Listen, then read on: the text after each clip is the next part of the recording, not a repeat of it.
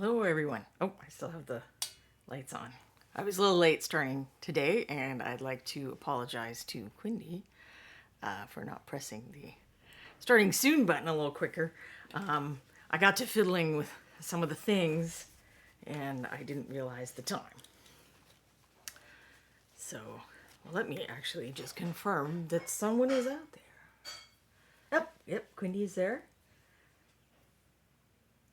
And Babatuk is dealing with too many emotions because binge watching Dimension 20 A Crown of Candy before the new season with Matt Mercer. And Pendrake is there. Hello, everyone. So I was trying to improve the view of this camera, but it is meaningless and unimportant at this time. So let us just go to the other view, where first I had to persuade this main camera to not be upside down, because that was not at all helpful to me. And then I think that I have shifted the color such that it's not, that the color's more accurate and it's not too overexposed. So I guess you can let me know if you agree on the overexposed or not. So I am back with Rocky the Scheming, who has been scheming how to make painting pastels as difficult as possible, I think. So, swirly bulb. Oh, yes, and the one lamp that was staring you in the eyes that I apologize for is a daylight or aught floor lamp, I think. So it's a little older and has that kind of bulb. And then they make it so they have special bases, so you can only buy replacements from them. Which is unfortunate. Quiddy says, Rocky the Rude. Yes, he has been a little rude. But it also gives me an opportunity to do what the name of the show is, which is go beyond the kid. Like, one of the things I can't really fit into the small space of the instructions is the process of trying something and evaluating how it looks and trying to figure out what didn't work or what did work and iterating on that process, how you work out problems and try to do things that are new, whether that's new to you or like maybe something you haven't seen in miniature painting at all. And I think that one of the great things about streaming and these videos and stuff becoming way more accessible than it was when I first started painting, which was practically not at all, is the opportunity to get to see artists do that. Because if you only see people's finished perfect work, or even, just work in progress pictures, you may not realize that people you feel paint a lot better than you, or you may feel are better artists than you, go through some of the same struggles. They've just maybe gotten better at figuring stuff out, or, you're doing the same thing but at the next level. I guess maybe that's what I'm trying to say. Who knows what I'm trying to say at any given time. So that's kind of where we left off.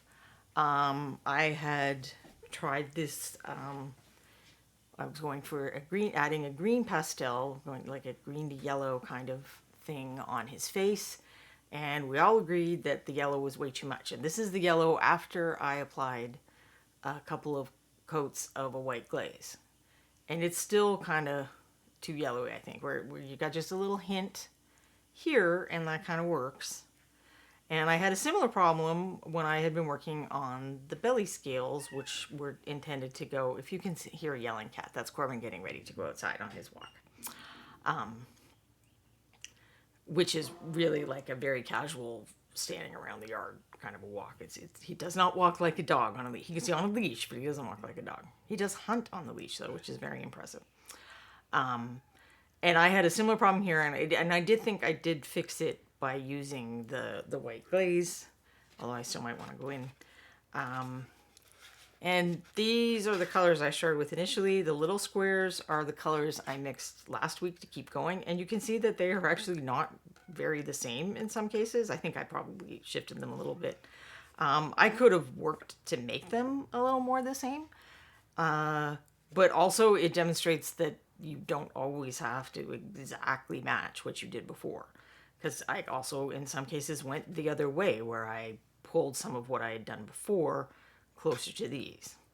because I may be some other areas where I was a little oversaturated. So what I've been learning in this attempt to do pastels is that Pendrake asks why Corbin is complaining, is it not fun? Yes, he's complaining because the fun isn't happening yet. So he's ready for the fun, and my husband has not yet transported him to the fun. So he has to make sure that no one's forgotten that the fun was about to happen. He does not have much confidence in our ability to remember things, so he feels very free to tell us stuff. And Pendrake's getting Rocky the brush holder, which I still haven't brought over, and I thought about that. I did bring over some of my failures at oil painting, which I thought I would also share later, but I want to mix some colors up. Actually, so I'm pretty sure that the issue is saturation. If you're at all familiar with James Gurney, he has a great book about painting light, color and light. But a lot of that book was derived from articles that he's posted on his blog, Gurney Journey. He posts very regularly. He also has a YouTube channel and Instagram, so he does videos and stuff. So he's a traditional painter, but the stuff he talks about isn't all relevant to what we're doing, but a lot of it is about color and light and stuff like that. And years ago, he did a series on what he called gamut mapping, and that was kind of you take a color wheel and you're kind of picking a section that you're working with, and then you can tell that I very much prepared in advance for this demonstration. All of your colors have to kind of come from that selection of things, and what will happen is, in the absence of certain colors, other colors will seem more like them, particularly neutrals. So more neutral gray colors, stuff like that. In the absence of other colors, so he did a picture of a big clown shoe. I think it's like the sign for a casino or something. And he did one where he didn't have yellow, and I think one where he didn't have blue. And in each case, the grayest color that he did have took on the tinge of the color that was missing. So the eye was filling it in because of, I guess that's just how our eyes work. I'm not explaining it super well, but I think that's kind of what's going on with Rocky, is that in the context of the other colors here, I don't need much yellow to make something look like yellow. So even this, which compared to a true yellow, hold on, I didn't open up my little case.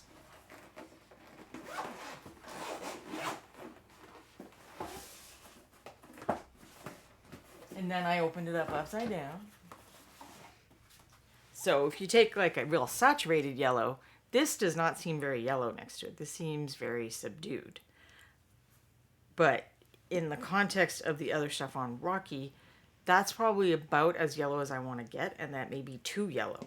I probably want to stay more with these kinds of just touch of yellow colors, and that is what I have not been doing. I haven't been using yellow like this, but I have been using, I think I had a slightly brighter one than this even that I put away, some yellows. And then when I went to do this green idea, I started with this green, partly because it's in the Learn to Paint kits, was in my little side set, and this is a very yellow green. So I've been using these teals, and by comparison, there's just a lot of yellow in there. So I don't necessarily have to go so far over. Like, this is still a teal, but next to this one, it's a very greeny teal, and that is probably a more appropriate starting point. So this was a promo color, I think. I don't know, it was when you got in a weird way, like when they were selling off the paints that were getting discontinued or something. If you bought 10, you got one of the, I don't remember now. But jade green is kind of a similar idea. This color is fairly unique. I think I'm going to try to bring it back to Reaper and mention to them that they may want to put something like this on the permanent roster. But even the jade green would be a good starting point. And I could probably get something like this by mixing the jade green. And what do we got here? Mint green. Let's see what happens. Let's see if I get something close to sea glow, so that I'm not tormenting you with unavailable colors. Although I'm sure that some of you have that color.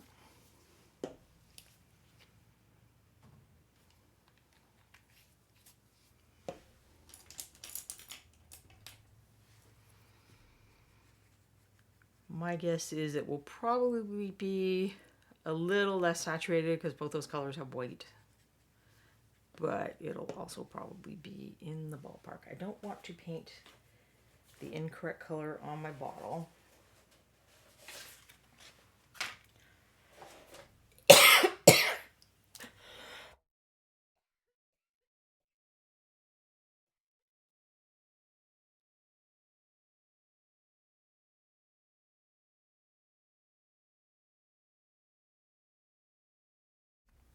Sorry about that. My throat's kind of dry, so I think my problem's cropping up again. So it's not 100% identical. I think this is a little darker, but since I'm trying to paint pastels, like that is dark in the context of Rocky, so I'm fine with that. And then if we compare that to, let's do a little comparison. That one, the pale green, and then where's my bluey one?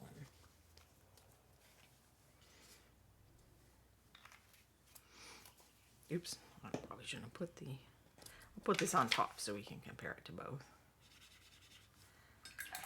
So that's what I think would have been a more appropriate green to try using, since my blue or my teal is kind of like that. So what I think is happening is that the majority of colors on this are really on the cool side. These colors have just a small amount of yellow in them, if any, and no, orange, and no like saturated red. So that even though the green that I was trying to use last time, which I may not have made a swatch of, was unsaturated in a normal context, in the context of the other colors being used, it came out looking like it had way more yellow in it than it actually has. But if none of that made sense, write down Gurney Journey Gamut masking and do a Google search for that later. And there's a video actually so there's a YouTube video that by James Gurney that's also about the gamut masking thing, where he may actually paint those paintings on the video.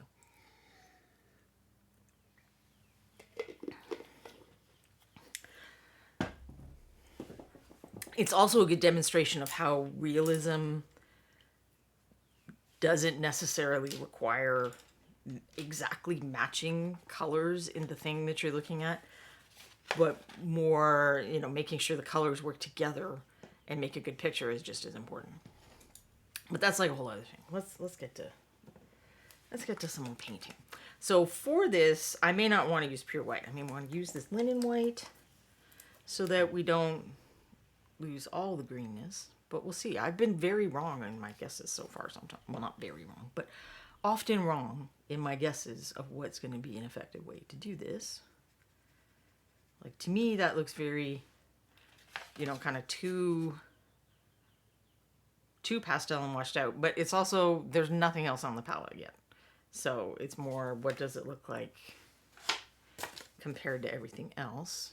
I'm just going to stick my finger in wet paint, because that's how I do. And it looks like that. So it looks a little more like the highlight color that I was using on the scales. So then I'll have a darker version of that here, which may be just a little too dark. My palette comes free with cat hair. I don't know about yours. And then will I need one that's just a little bit lighter, maybe? We'll find out, because, it's pastels. But what was I was color shifting between this other one, I think.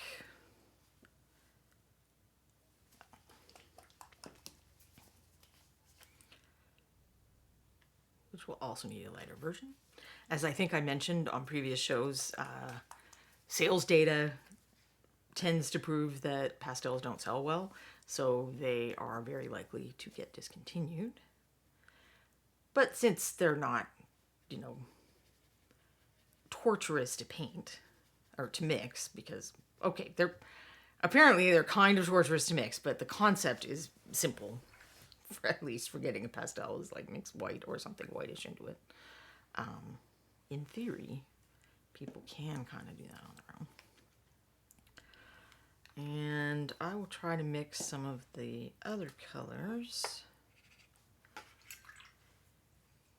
to, I did have like just a little wafer thin mint of yellow in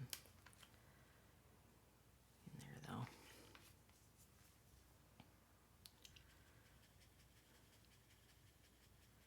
Because as a general rule, when you're mixing colors, you don't want to use just white.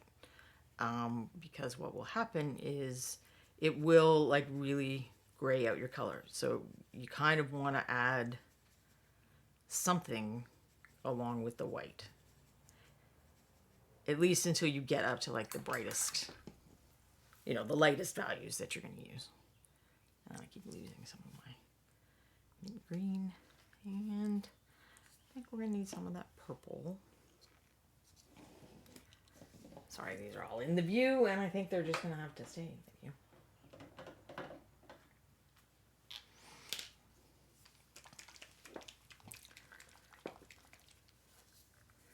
And I was using this for the lightest purple, I believe.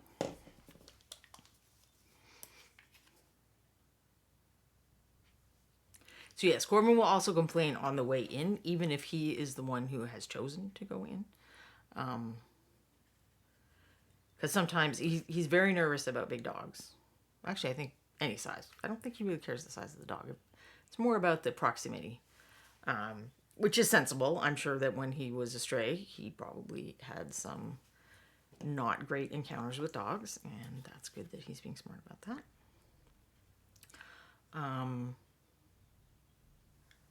So he'll often ask to come in, but he'll get mad on the way in.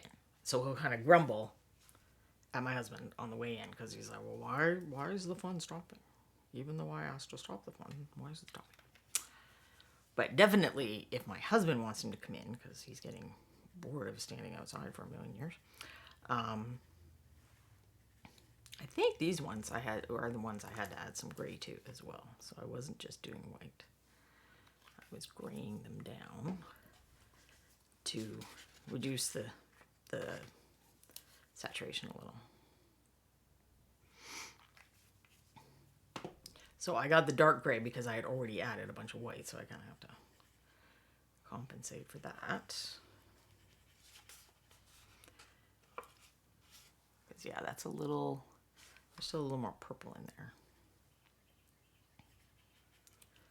I probably should make some better notes from what I'm doing. I don't know that we're going to need this dark color, but just in case, I will prepare it. The other thing I think I still need to address is, even though I worked on it a little, these lines still look super cartoony and weird because they're too saturated. Their pulse will possibly a little too dark because he's a bigger figure.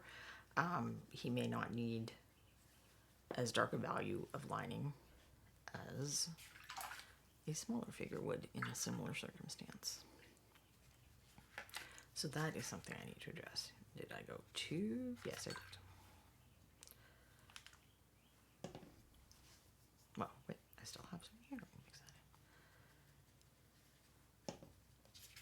So it's a delicate dance between saturation, value, and other things. How am I liking this one now? Yeah, probably good enough. Then, am I set on the teals? I don't think I desaturated the teals a lot, but do I need to? It'll help make things fight a little less. Mixing a little of others of the colors in, hey Melander, is another way to kind of desaturate and make everything get along better. But I wanted to do more of a true pastel kind of mixing So I chose not to do that. For giggles, make a grayer version of this.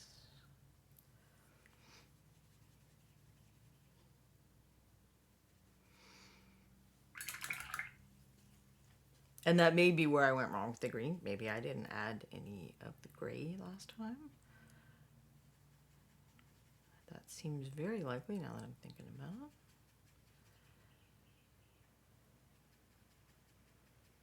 Getting old, super fun. Alright, that was a little too much gray. I'm just gonna cheat and use this since I already, for anyone who came in here late, so this is was a special edition color, but I got something pretty similar by mixing these two. And now I see that no, it wasn't those two. That's good because Ghostly Moss, also a special color. But Jade Green and Mint Green mixed together make something very similar to that.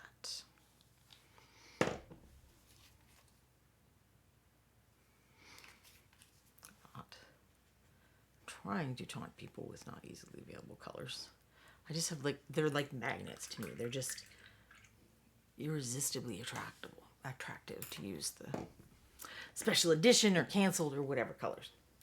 Valander, is it strange that the pastels have inspired me to make a set of Pride Flag Rockies? No, I think that's awesome. And if you start now, you might be able to finish them before June. Unlike my Rocky. Will I be able to finish in my June? Who knows? So, in the spirit of experimentation, and I think I did this last week with the white glaze on his face. I didn't do the whole face. Like I did on one side first to see how it worked. Let's try the one side thing, and I can immediately see that I need lighter value even than I went with. And see how that works there.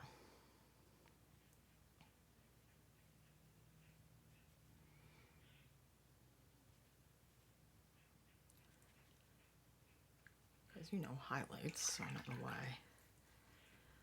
why I'm being trepidatious. Probably because of the palette context problems. Like, in the context of the palette, those all seem very pale. As soon as I start putting them on Rocky, my guess is that they will start seeming a lot less pale. And I'll probably have to mix more. Oh, this brush is I had a long day. Let me get a different brush.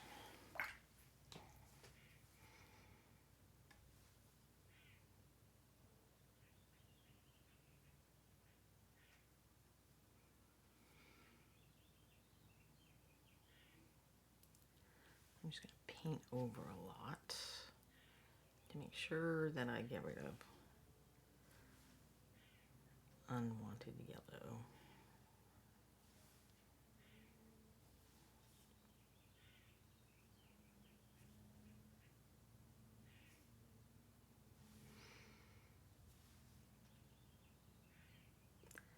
And luckily for me, doing this kind of test on a big chunky miniature like Rocky means I don't have to be freaking out that I am doing multiple coats and am I filling in my detail and all that kind of thing. Generally speaking, unless something is very delicately sculpted, it should be able to handle at a minimum what I've done, if not more.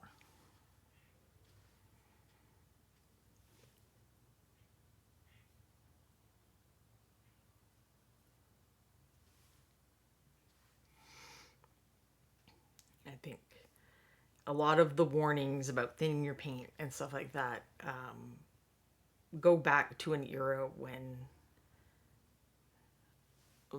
people were using thicker consistency paints and it was more of a deal. Or that they were more wont to let their paint thicken up in the bottle. Because we didn't always talk about paint maintenance. What was I doing there? I think I was trying to decide whether it had to blend with the chin, but I'm inclined to say that the chin needs to go a little more teal rather than the other way around.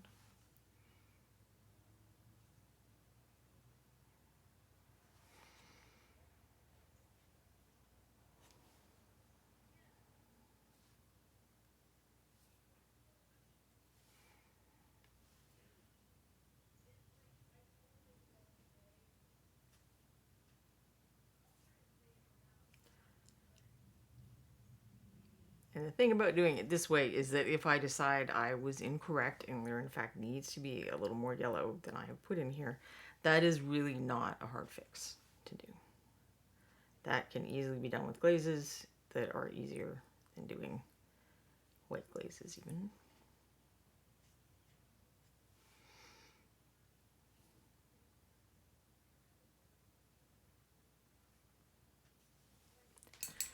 So if we compare,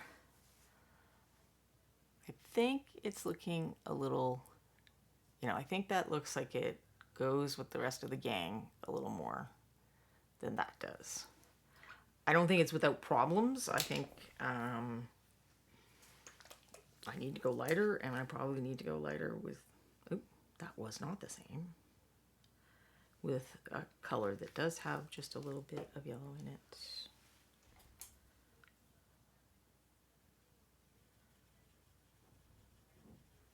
I could also grab my Vampiric Pallor. Yes, Vampiric Pallor is a nice, near white, like linen white, but with a little bit of a greenish thing going on. And some of these seem a little thick. It's actually gotten quite cool where I am, and we've been running the indoor heating again. See, I got yellow on that, and I probably didn't want to, but we'll live with it.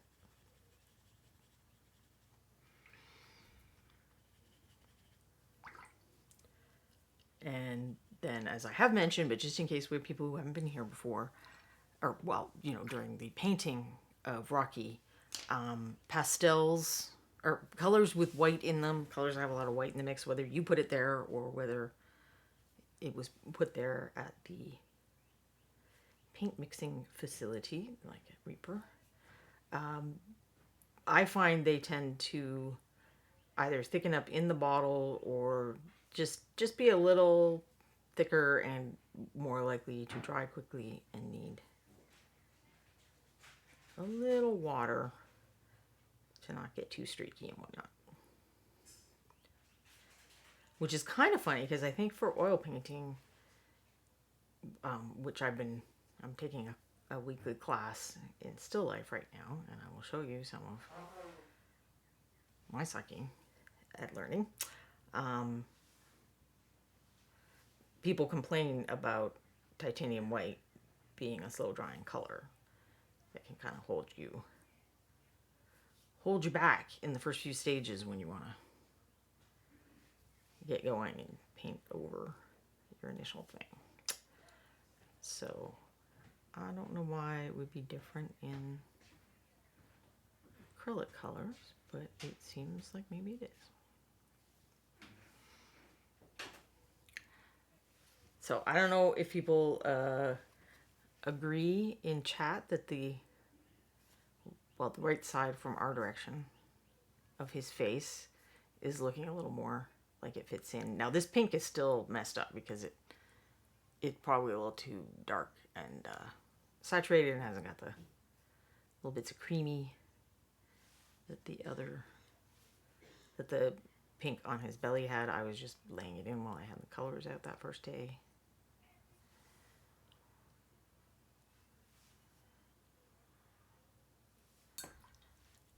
But I think that solved the problem. I probably want to integrate notes of that color elsewhere.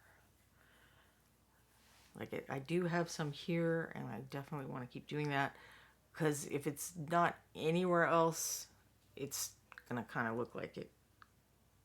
Like I'm trying to use the color here to draw attention to his face, but I still want him to appear like, an integrated, realistic color scheme. So it's kind of a balancing act. Well, okay, not a realistic color scheme. Realistic is probably the wrong word to use.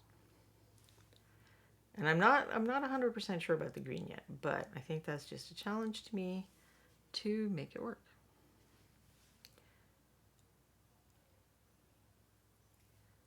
Is what that is.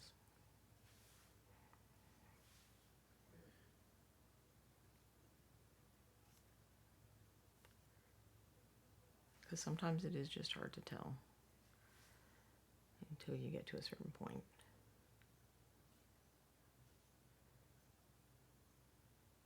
What you need to do. So I don't always, I mean, I do try to address some problems as I go along. Like this was not a problem that I wanted to leave. That was like really not going. If this is just a little bit like, oh, does it integrate? Does it look too out of nowhere? That's going to be an easier problem to fix once I have more context. This was working out a color scheme, which is more of an early step kind of deal.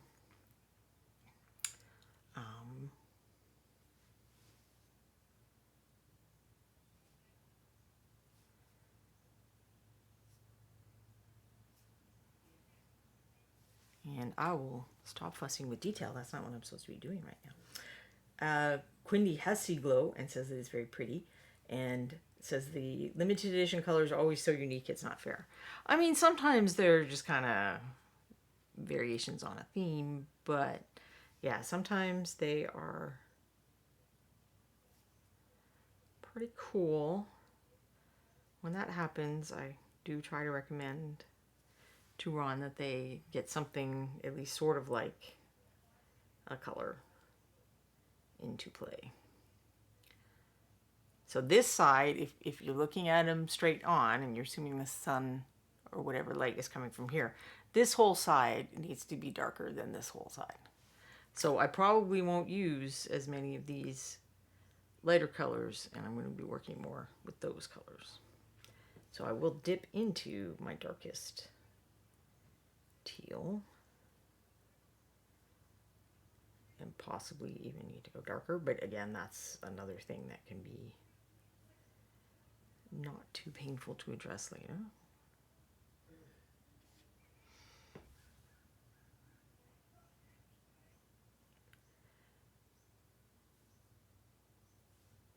Adding shadows, tweaking values, these are things that I generally don't find to be too painful later. Now, that's not to say that I always felt that way. I don't know that I did. I didn't used to mix my colors out like this. I would have like, you know, a pool of this color and then start mixing my highlight and mix my highlight in, which is great until you realize that, you know, oh, this part's not supposed to be that color. And I didn't paint it that way, and now I must start at the beginning with that color mix. So that is why I do it this way now. It makes it much easier to go back and forth, and thus makes me less scared about tweaking things and leaving them till later and all that kind of jazz I was talking about.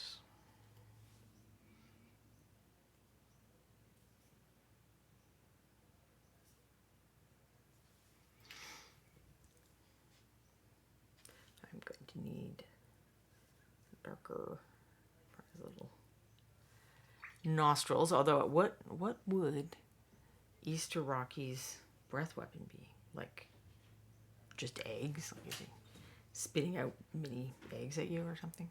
I wonder.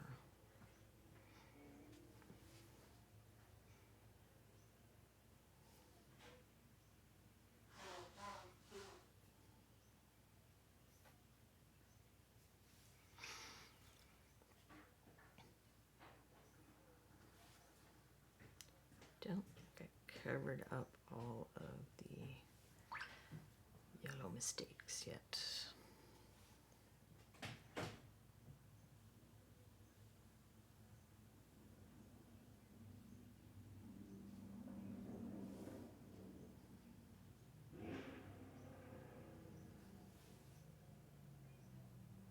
So although this is the shadow side, that doesn't mean, you know, I don't put any lighter parts here.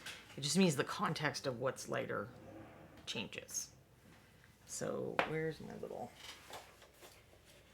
handy dandy? All right, we'll use this one. It's not quite as handy dandy. So if I'm working on this side of his head that's getting more light, I'll be working like here. When I'm working on the tilted down side of the head, I'll be working like here. So then this becomes the highlight on the shadow area, and a similar value is going to be the shadow in a well-lit area. So we can kind of mess ourselves up sometimes, I think, by calling our paints shadow and highlight colors and then thinking, this is my highlight color, it has to go on all the things that are, facing up, and this is my shadow color, it has to go in all the areas that are depressions or facing down. And it's better if it's more contextual, and it's like, okay, how much light is this area receiving? If it's receiving less light, I go darker in my shadows and not as dark with my highlights. And then if I'm in an area where it's getting hit by a lot of light, I do the reverse. That is definitely something that I did not grasp initially, to the detriment of my painting. Because weirdly, you would think that the end result of that would be, well, isn't that how you get high contrast? But if you're too uniform with that shadow highlight application, somehow it makes it less contrast. Do I know the logic of why that is? No, I don't really. I'm going to assume that it's about variation. Now he's sad because they did come back inside. He's like, why are we still not outside hunting the things, Daddy?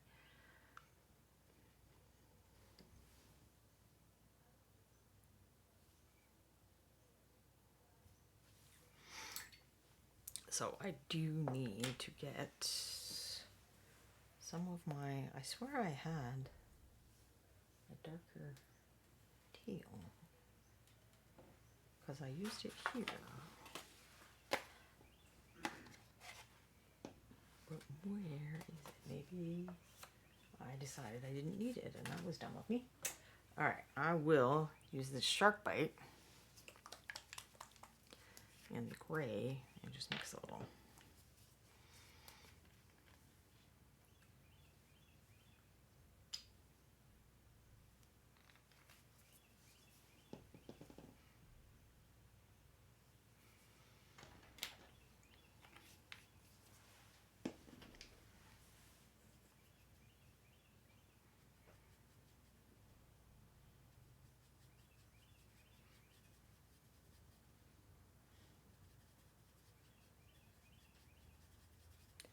And that is not wildly darker than that.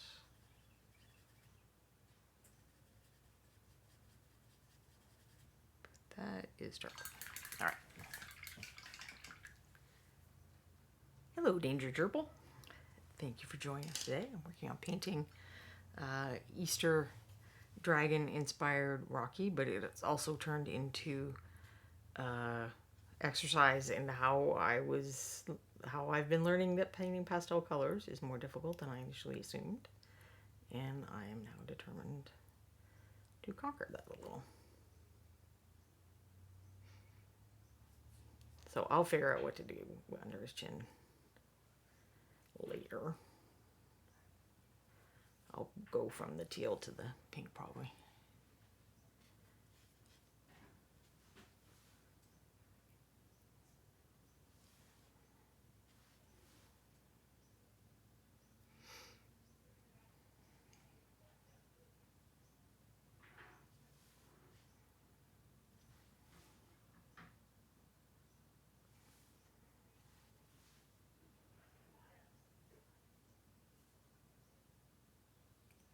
My latest challenge is that I was trying to introduce this kind of green fade from the teal instead of the teal to purple that I had on the main part of the body. And I was having a real trouble with it just looking too yellowy and glaring. And is it perfect now? I don't know that it is. But I think it's better. So it's probably live with it better. Now I will, so in the olden days when I was learning to paint, I would probably have been very frustrated by now. I would be feeling like I was wasting my time. So I'd probably either give up on the figure or just kind of, do something quickly and call it a day.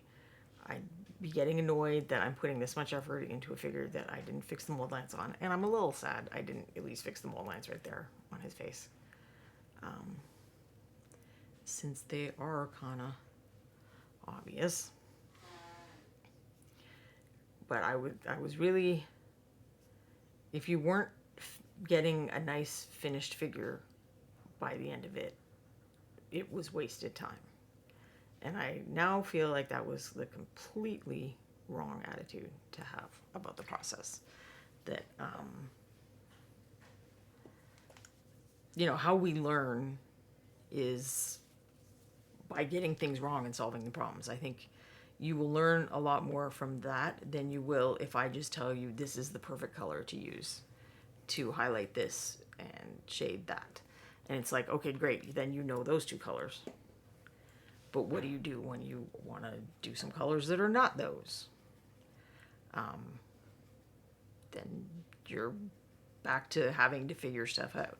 So learning how to iterate and figure things out and not being annoyed that that is the process will very much help you improve more quickly and less stressedly, in my belief at least. I could be wrong. I often am.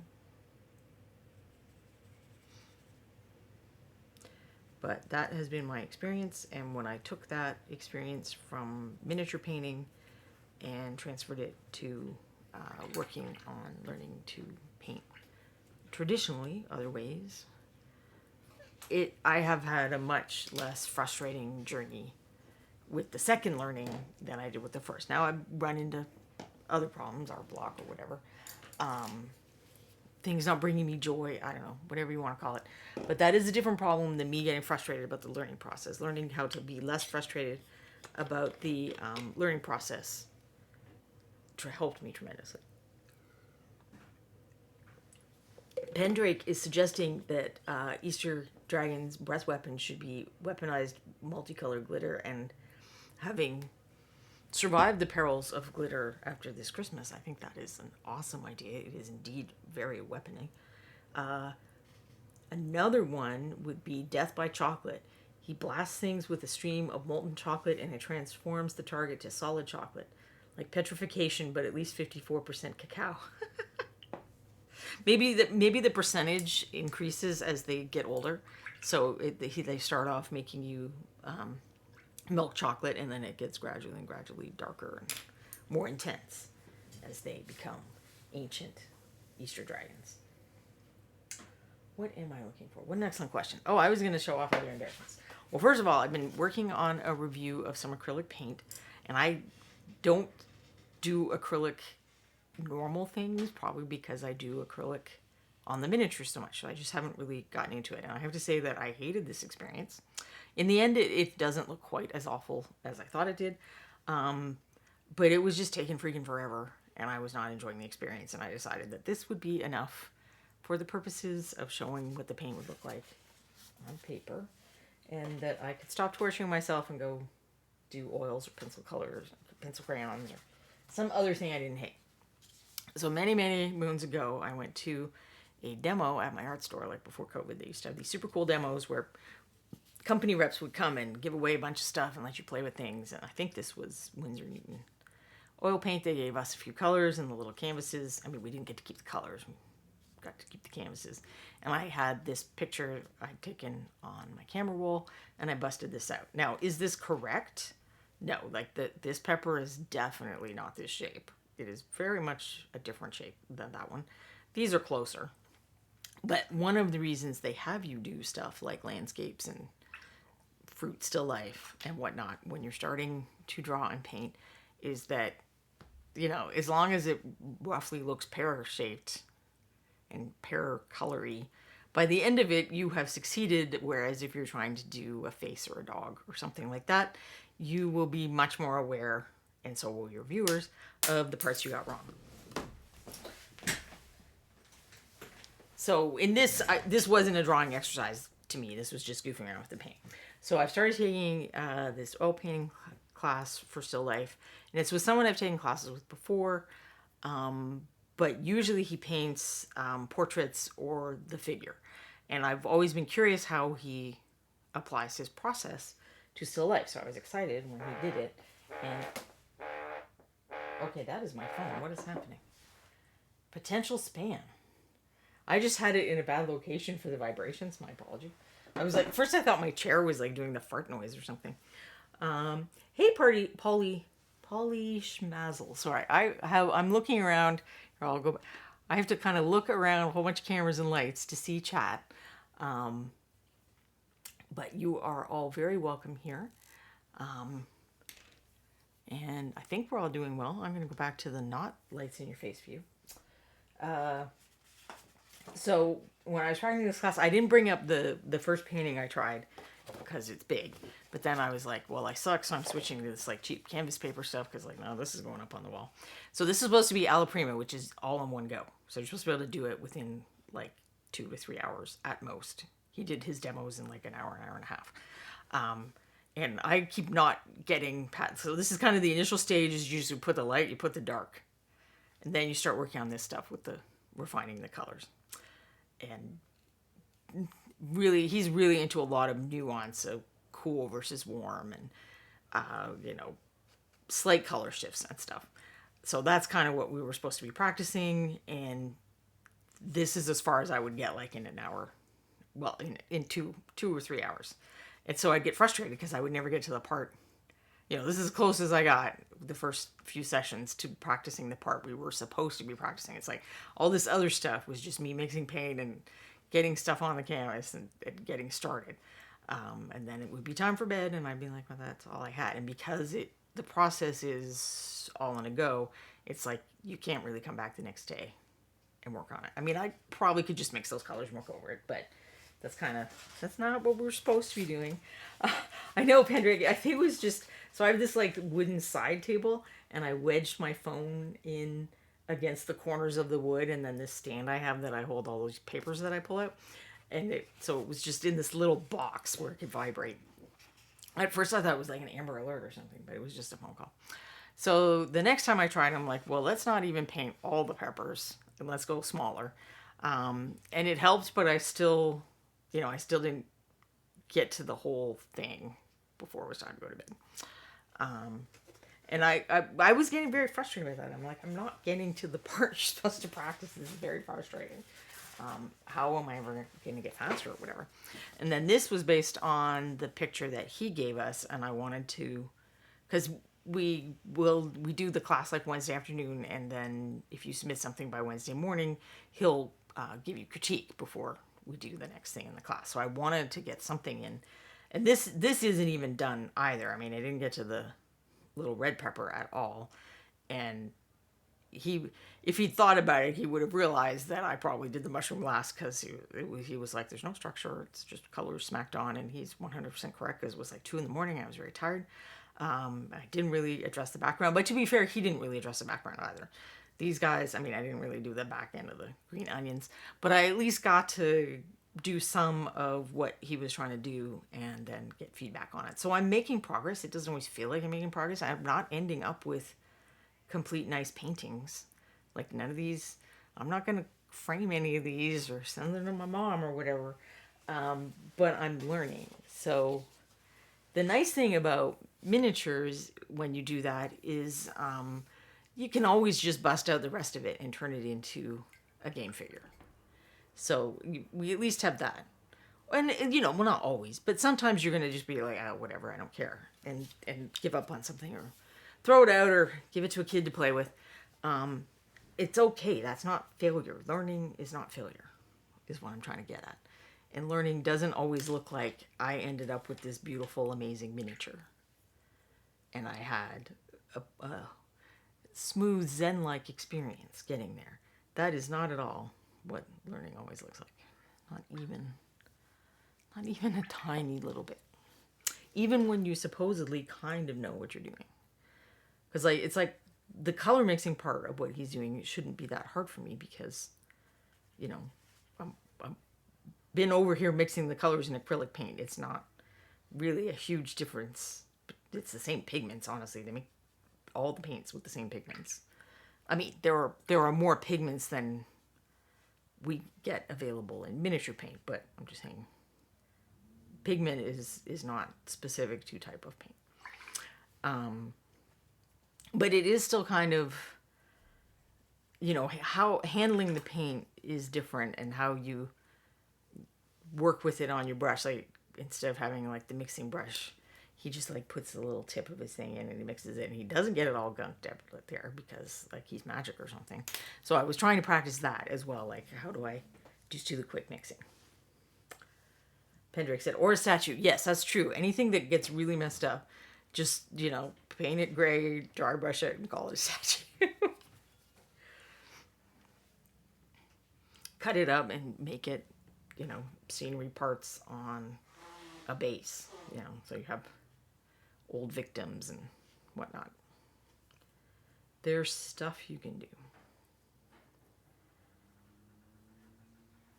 So I think there's most. I saw a little white spot, which I do not understand how I've painted over this guy so much and there could still be a few little white spots, but there we are.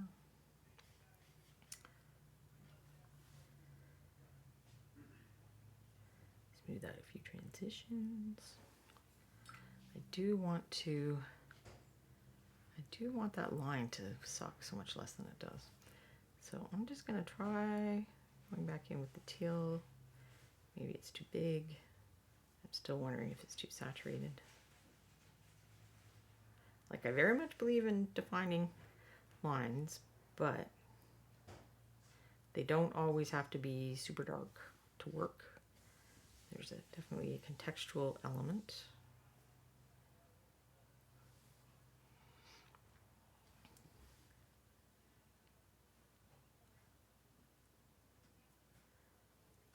So I want to get some of that transitioning, but I may not be able to. Maybe that putting the purple in there because it's so different. That, yeah, the mix between the purple and the teal is working better, I think, as shadow color. And honestly is kind of just a nice shadow color on its own.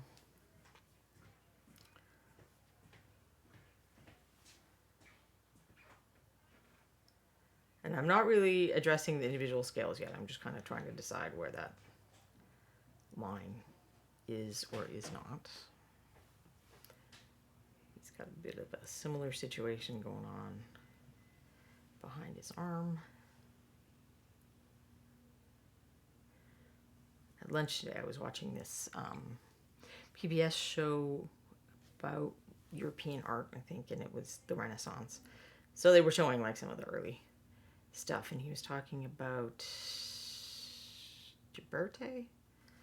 I can now not remember which artist he was talking about, but he had done a penitent Mary Magdalene was kind of a popular theme, and his was revolutionary for being the first one that had treated the subject in a very realistic manner. So she wasn't like, you know, perfect, because she's supposed to be wandering the desert for 30 years or something. So this one looked like someone who was dressed in rags and was hungry and stuff like that. Other than like, and I've noticed this about other Renaissance art, like, just were people really this jacked? I mean, this supposedly starving woman had some serious biceps. Like, I went and looked up a side photo because I'm like, are there as many? Like, are the biceps and stuff, the arms in general? Like, she had Michelle Obama arms. And I'm like, I really don't feel like if you were wandering around the desert starving that you would have Michelle Obama arms. But, so I was wondering if it was just kind of a convention, because those are certainly things that influence painting of all kinds and at all times. Or if it's because they, you know, were they using more male models? Because probably women weren't supposed to do stuff like that. I don't know, but it made me curious. Because I know I've looked at, like, I think it's some of Michelangelo's people. It's a similar thing. It's like, dang, y'all are jacked. I know that people worked physically much more in that time period, but I question whether they were that jacked.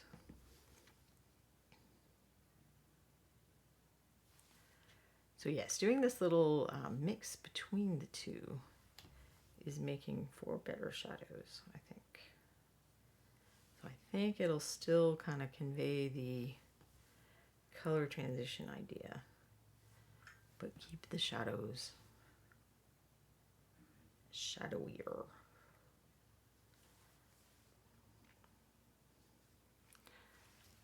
Yes, I feel 100% less distraught about that. I mean, I maybe still need to go a little darker. I got so defeated by things being too dark that I took stuff off of my palette even. What have I got? Oh, let's see. That's too bright. That's way too bright. Well, when all else fails, there is not blue liner. Oh no, what have I done? How have I lost my blue liner? This is very alarming. I cannot live in a world without blue liner.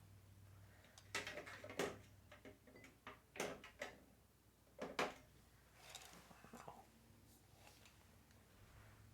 For real, I don't know what I did with it. Okay, well, let me come up with some other answer then. Improvise.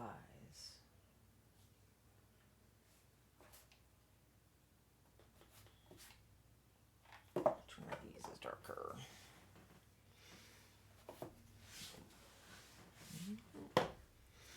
All right.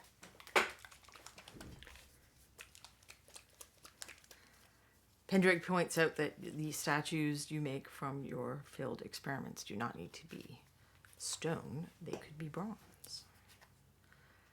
And stone also doesn't need to be gray, because there are certainly a lot of variations on that theme.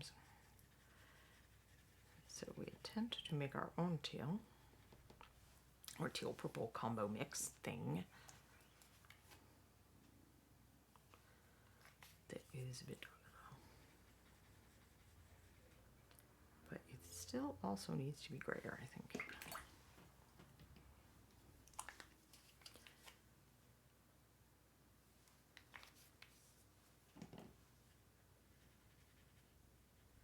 Because that's what's going to keep it from poking its nose rudely out of the shadows.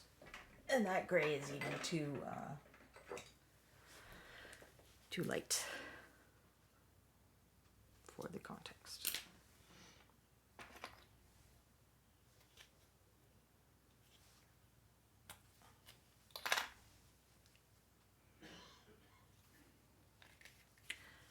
Now here's something that is definitely applicable to both oil painting and acrylic and any other color mixing. So this black is going to be pretty strong. If I'd put that drop right in there, I would now have something that is super dark, and I would have to add some of the other thing. So what is going to be more effective to me is just to get a little brush tip of stuff.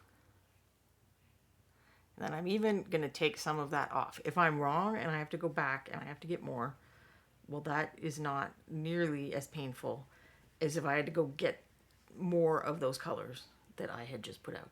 It's also not nearly as wasteful of paint. So if you're trying to mix something with a yellow or a color like this, like I just wanted to shift that a little, it's better to start with a pool of your lighter color or your color that is, they call them strong and weak colors. So you can have a color that's even pretty transparent, which you'll find a lot of blues.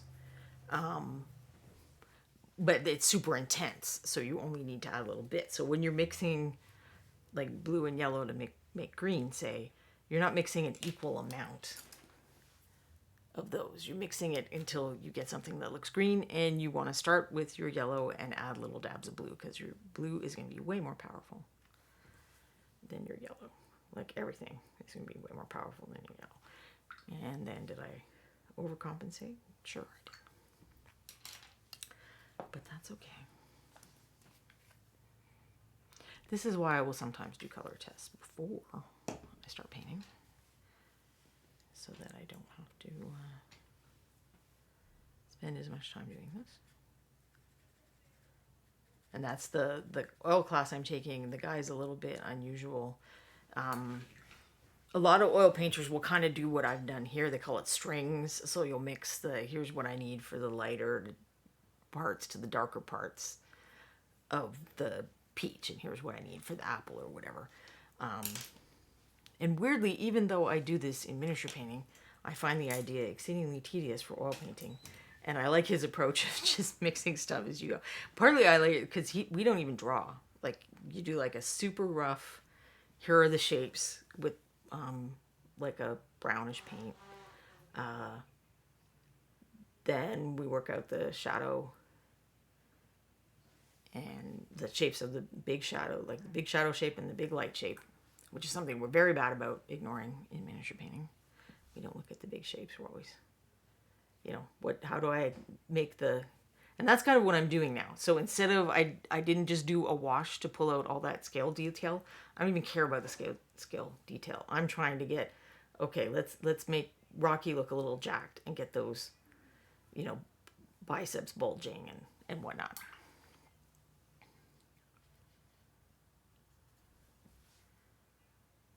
And then I'm going to come back and worry about the scale detail. So that's like kind of how I'm doing it more in the oil painting class. And it's not that a lot of people would say that method is wrong, or not as effective, and you're trying to work on too many things at the same time, and that's possibly true. But that it just works for my ADD, I think is what it works for. It's like I don't have to have a complete beautiful drawing before I get to start doing some of the fun stuff.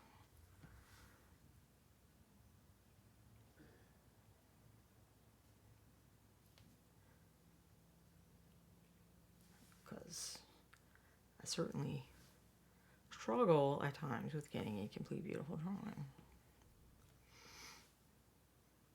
No, I'm not putting enough purple in this section, am I? And there, I got the value wrong. I went to a too light of a purple. I'm just going to wipe it off.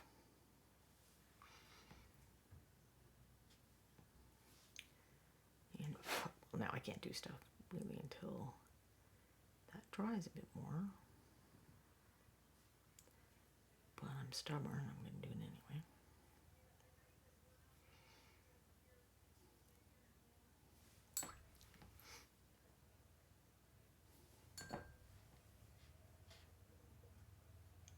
But the same thing definitely happens in miniature painting. There are smarter and less smart ways to approach things for an individual person. There aren't necessarily right and wrong ways. And you guys probably know this better than I do, because if you watch a lot of streams, I'm sure that you've seen people painting in a myriad of different ways.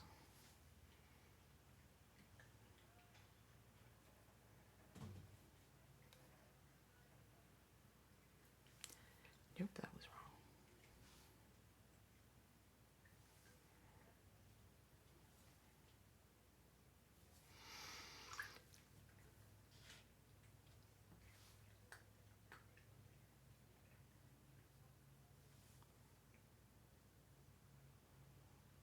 I feel like I actually need some of my less adulterated color. Don't want to mess up my swatch. Hello, Zachariah. I think I'm doing all right. It sounds like everyone else is doing all right, but if anyone is not feeling great and would like to get some well wishes and sympathy, we are happy to do that.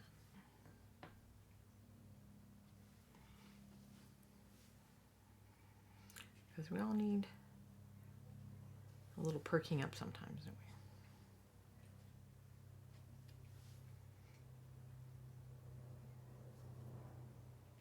Just kind of, I was losing the roundness of his little bicep, I think. So I wanted to try to get that back.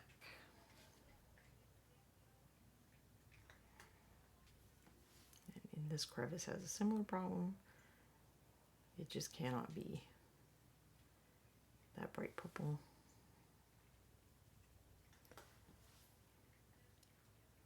Even if that's what it would be if that area was fully lit, because it's the shadow. It's got to not be. It's got to get toned down.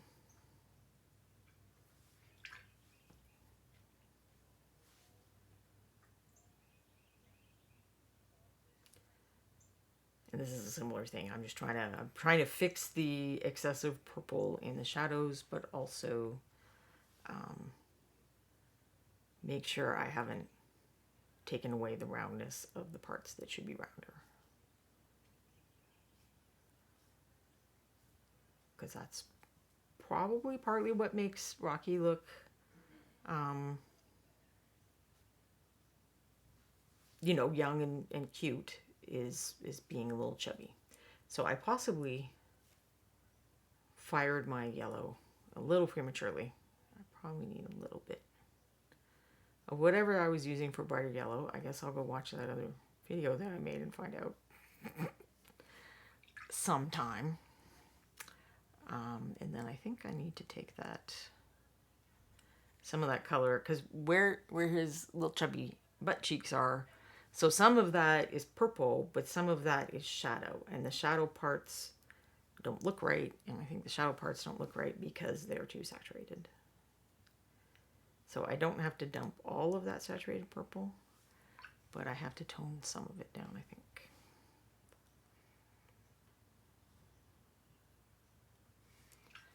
With this kind of mixture of the teal and the purple together. So I guess it's kind of like the blue from the shadows is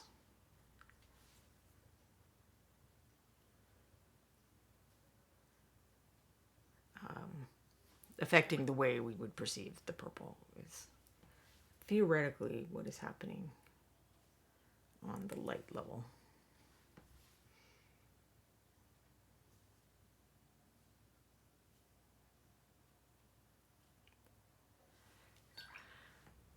So, oops, there's the toned down side, and there's the less toned down side. So I think that concept is working better.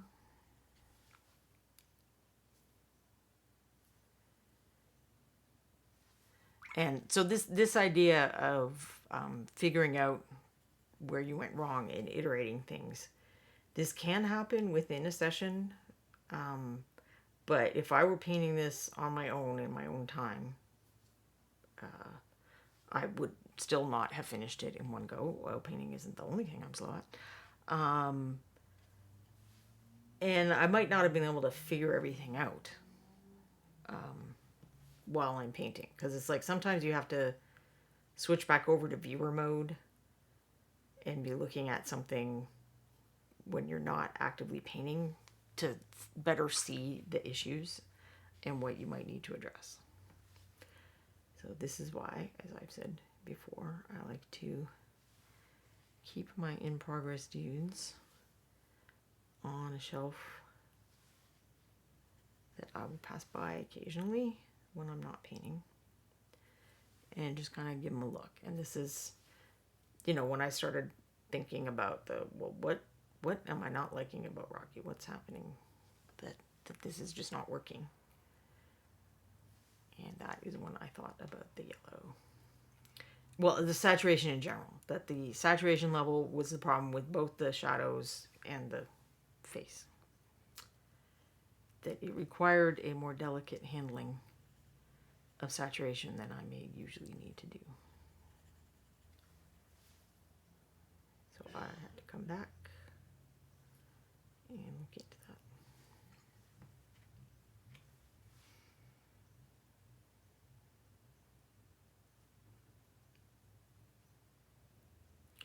Which, I mean, I kind of know that too much saturation in shadows will make them pop out. But I didn't really think about that in the context of it still counts for pastels. Like, even though pastels are desaturated, there's still going to be levels of saturation within that is going to need a little more finessing than I may realize. Or that I realized when I was beginning to paint this guy the first time. Well, now I have a sad cat. Hello, sad cat. What's up? Yeah, I'm not picking you up. This is a true statement.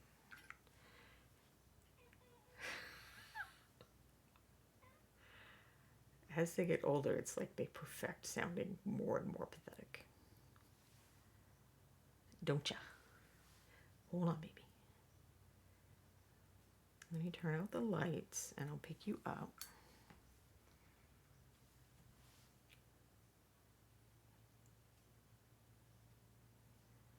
For some reason, this leg just isn't happening quite as well as that one did. I don't know if I didn't.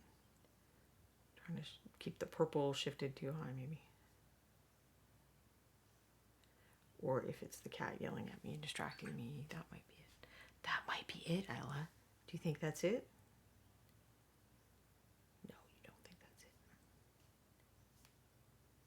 Would you like to come say hi to everybody? You know the people love you. Nope, didn't get that light. Come here. Come here, sweetie. Oh. Hi. There she is. Say hi to the people. I don't know if they can hear you purr. You're a very happy purr girl, aren't you? And you can be pathetic and purr at the same time. It's a very special talent. Yes, it is.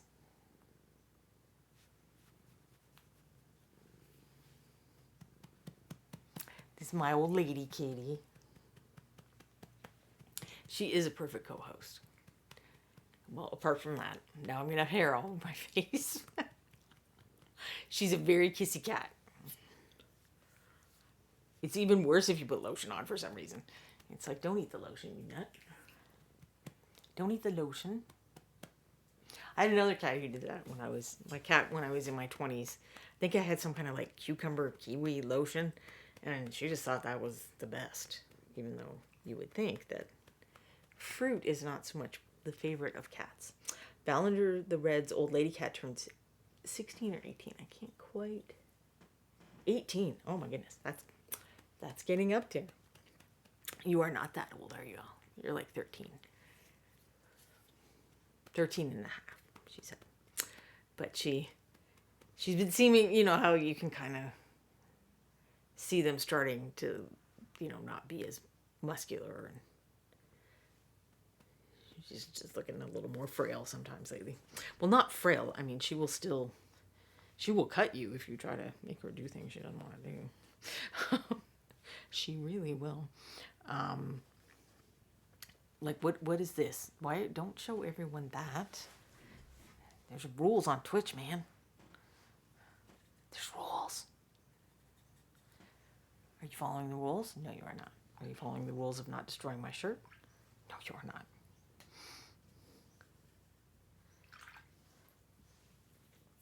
I actually have like a whole tracery of scars and stuff back on my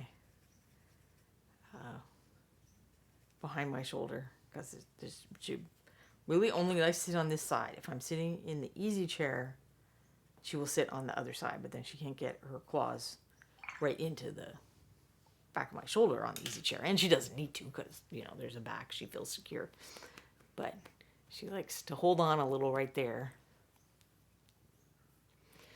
And I guess you've made me almost immune to the pain, haven't you? Hi. What do you want to tell people about? How much you love crunchies? You do love crunchies. But what's your favorite food? What's your favorite food?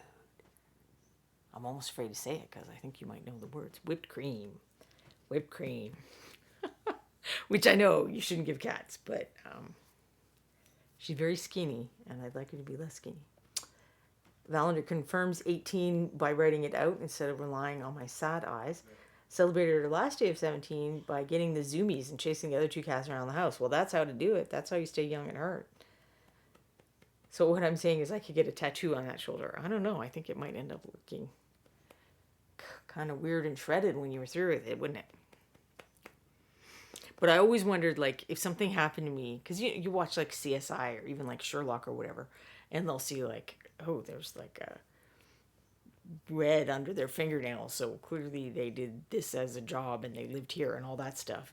And I always wondered, like, if I died and some coroner was looking at this, like one scarred up shredded shoulder and the other one's fine, like, would they figure out that that was because of a weird little cat hanging there?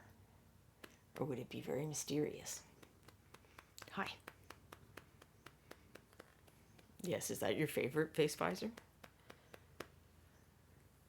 Yes, it is.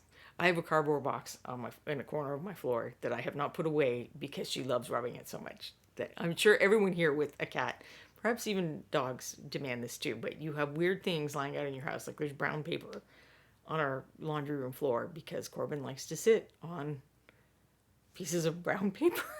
So, well, it started with a paper towel. Like there was just a paper towel had fallen there, and he would sit on the paper towel. But then I'm like, well, they like crinkly things, so what if we give him some brown paper out of a package? And he did think that was awesome. So now, every now and then, if I get a package with good brown paper, we refresh his little crinkle chair. Why are you making cranky face? She's very sweet. She just doesn't always look photogenic, I think.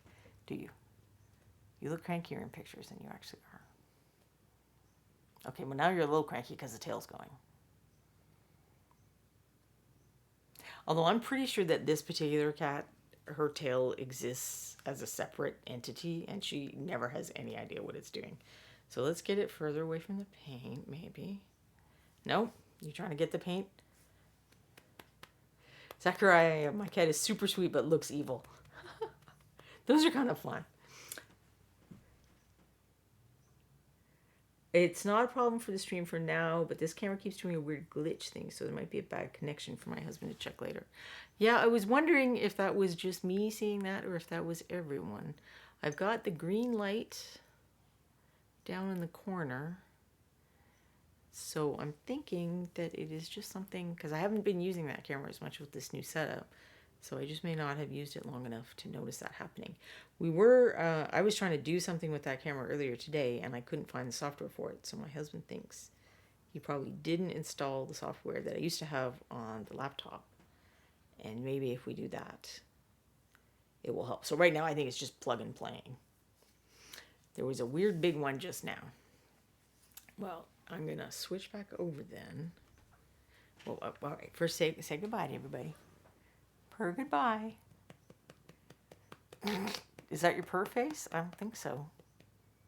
All right, that's your cranky old lady face. We're just going to go with it. She's embracing... Well, actually, her old lady form is creepy, which I was not expecting from such a sweet and perhaps not genius type of cat. I was like, okay. But we'll just sometimes, like, you wake up in the middle of the night and you find her staring at a wall. It's like, that's not super creepy or anything. It's like, what are you doing? Yeah, there's the tail, but she doesn't know it's doing that. She's like, I'm just sitting here. I'm fine. Why can't my tail be everywhere? You can paint with it? You can paint with it? Oh, poor Rocky. Now he has no defense against the tail whip. It's like, no, I also won't win the cuteness battle. What will I do? Yeah, she drives me nuts, like, because I'll hold her and I'm like, can I at least look at my phone? And she's like, nope, you must sit here and do nothing or my tail is going to be everywhere. The bot is mentioning the yearly in-person convention that I suspect most of you have heard of, but just in case we have someone new, ReaperCon. It's coming up over Labor Day weekend, and it includes a painting contest, which I wasn't ready to do. I'm going to maybe do a series on entering contests, which won't be just about the Reaper contest, since Gen Con is also coming up, and probably some other convention that I'm not remembering, that people may be painting for. But I will certainly talk about the ReaperCon contest the most, because that is the one I know the most. But just, I kind of wanted to do a series talking about how would you, if you want to paint something for competition, what are some things to think about how to approach it and stuff like that. Zachariah M. Cats that look at walls and the inside of paper bags are the special ones that are capable of transdimensional travel. They are usually looking at residual energy from previous transdimensional travelers when they do this. We just want to make sure that she is not looking at ghosts or something. Well, and then when she was younger, she went through this thing where she was staring at the ceiling all the time, and we're like, what is your problem? And then later we learned that there was a raccoon living in our attic, so she did not, in fact, have a problem. She just had very keen hearing, and she was like trying to tell us about the squatter up in our attic. And I was like, well, if only we'd understood what you were saying a little better and solve that problem before the raccoon went completely to town on all the insulation and stuff. That cat, she would probably chase a mouse if she saw a mouse. I mean, Corbin brought her a mouse a couple of times, and she did her weird. She does this weird sideways play move, and it was very troubling for Corbin. He's like, "All right, so you're not good at that. I'm not going to bring you any more mice." So she has a great time. What she thinks is hunting, but she is actually fairly terrible at it. Enough terrible that the real hunter was kind of like, no, I can't even with this.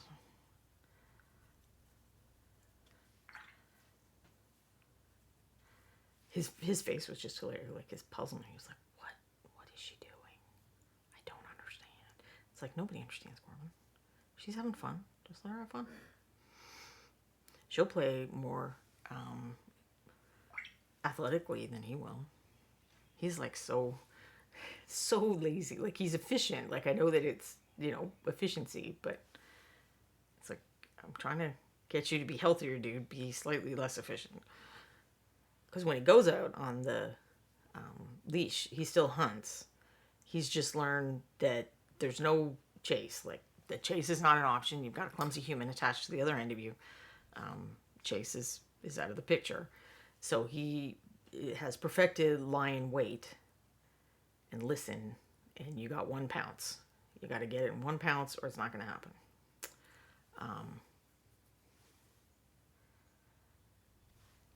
So he is surprisingly good at that. He doesn't always win. Sometimes he comes up with a face full of leaves.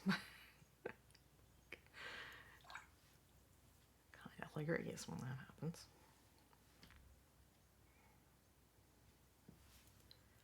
But it is astonishing to see him, all 19 pounds of him. Just do this single pounce, and it's a bad day for Mr. Mouse. When he's bored, he will let the mouse go and try again.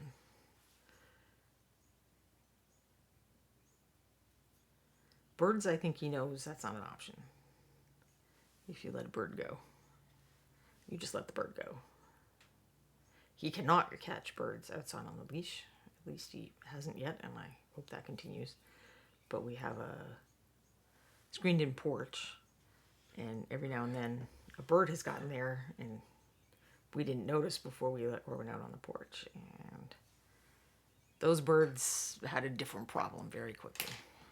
Like, it's so fast I can't even get the door back open and get him inside and give the bird a chance. It's like, well, I guess that problem got solved. So by adopting him, I suppose we've saved lots of other creatures, because he's confined to whatever he can pounce on a leash in our very overgrown yard. And we do try to keep it to vermin. If I see him go after a rabbit or something, I won't let him do that. I don't think my husband will let him get a rabbit either. If you notice that that's what was happening. He can't always see that well. We did get a chipmunk not long ago. And I don't think my husband was expecting that. Like, I don't think he realized that's what he was going after. Because we don't hate chipmunks or anything. Yeah, this time I think I took away too much purple. That is what happened.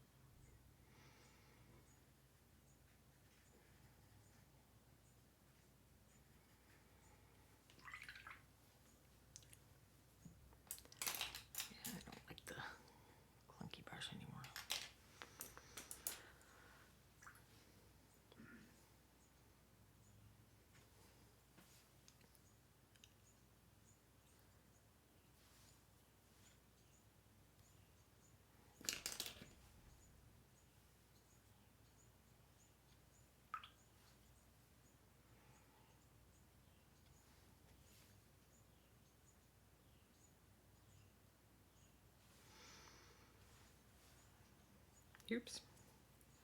Well, that's one way to get the purple back there, I guess.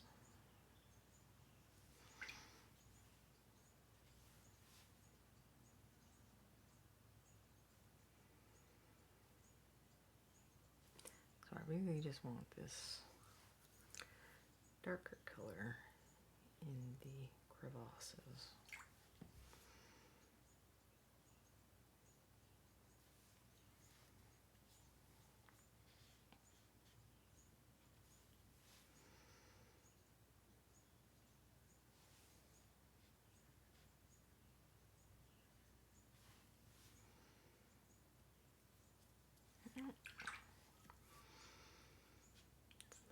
That one maybe. Yeah, I didn't choose to make my life easier by having a bunch of color shifts, as well as doing the pastels, did I? It seemed like such a good idea at the time.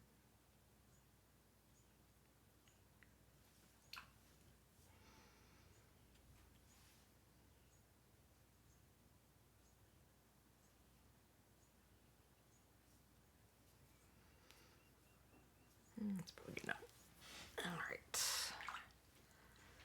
I am disinclined to work on parts that I think I will mess up until I finish the main body.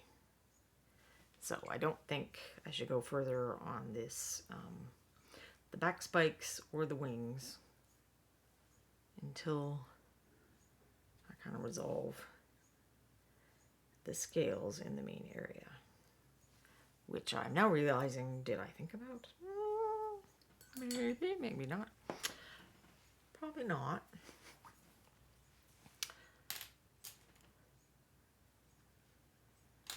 Don't know. Dry brushing is going to be tough because of the color shifting, but maybe we can do a little side brushing. A little side brushing action going.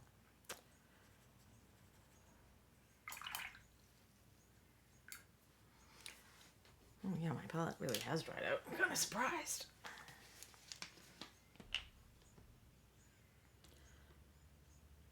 And I'm sure you'll all be shocked to hear that there's cat hair on my palette now. It's not like a tail was flipping around or anything.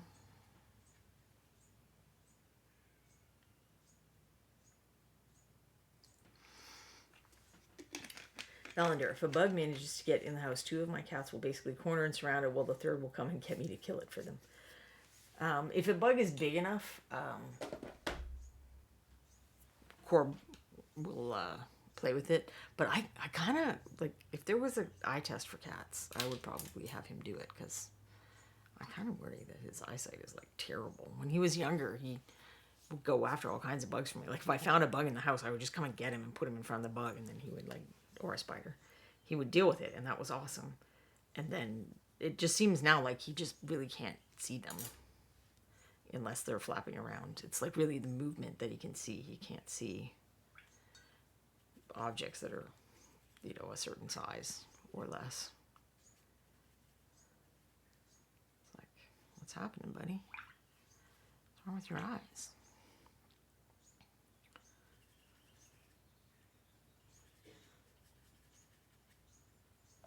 So it doesn't seem like he can't see, like, anything. He can see things, but it does seem like he does not have great perception. Alright, so side brushing. I want to go up the side of the scales, pulling up towards where I want the highlights. It's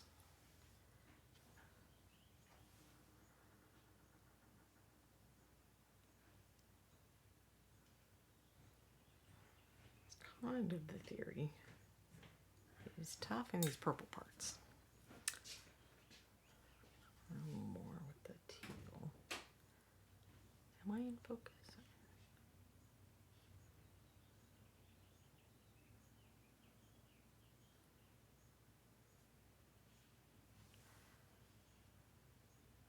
And this may or may not work. I don't know.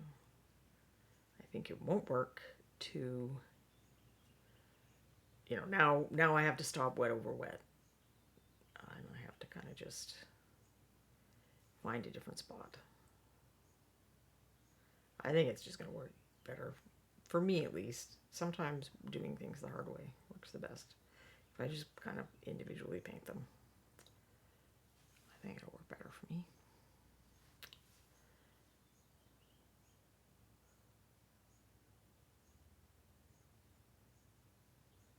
And what I may end up needing to do is kind of add the darkness instead of the light. But I also may not. I mean, since it's you know, supposed to be kind of light and airy, I don't feel like you need super dark lining between his scales. I mean, you need a little something.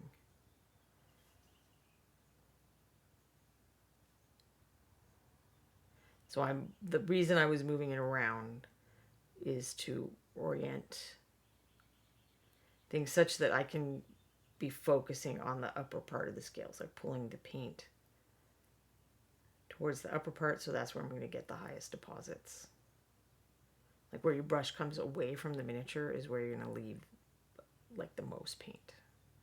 A little bit kind of comes off the brush as it leaves the surface. I'm sure there's some fluid dynamics explanation for that I don't know.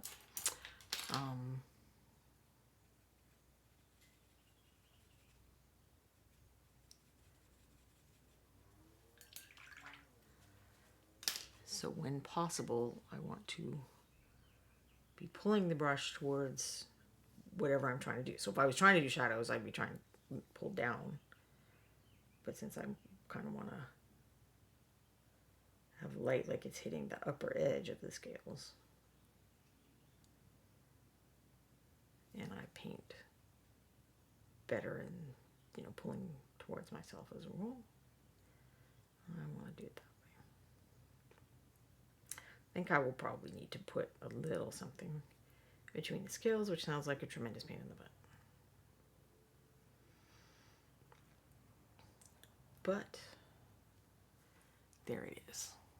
I don't know. It is what it is, I guess.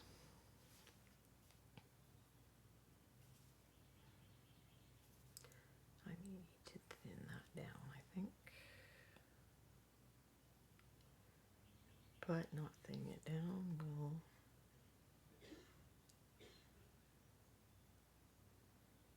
make it faster. So that is a dilemma.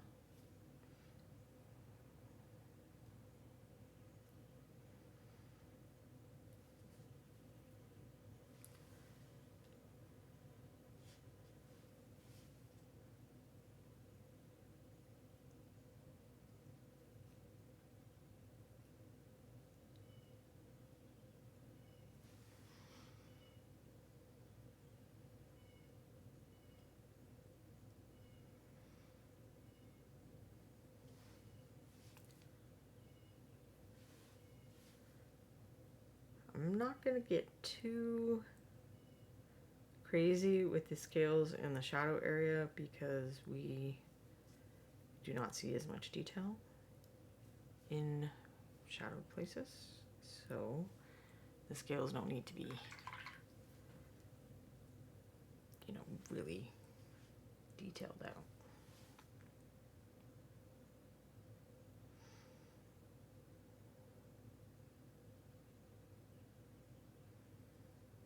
They're also organic shapes, so I don't have to be smooth if I can be not smooth in a way that looks like it's creating texture rather than making a mess.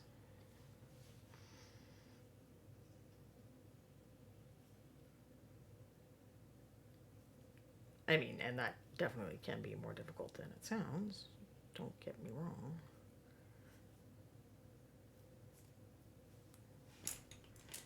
That was too much in a crevasse.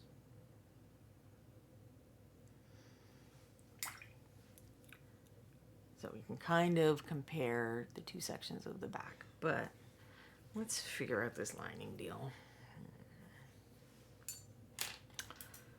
I feel like doing the in-betweeny color is going to be the way to go.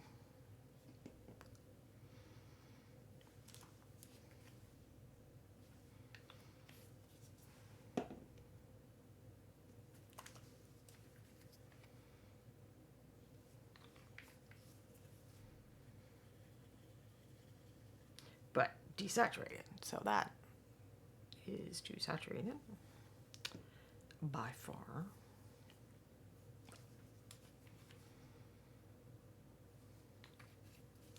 And I probably also need 2 values of it. I already had blackout. I got black. So I will make it gray desaturated in that direction, but with more purple.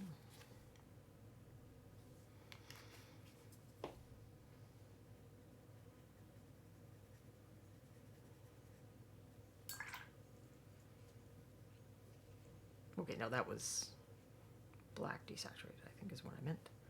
Or dark gray. And no, I'm just going to use the lighter gray. Put more of this purple in that direction.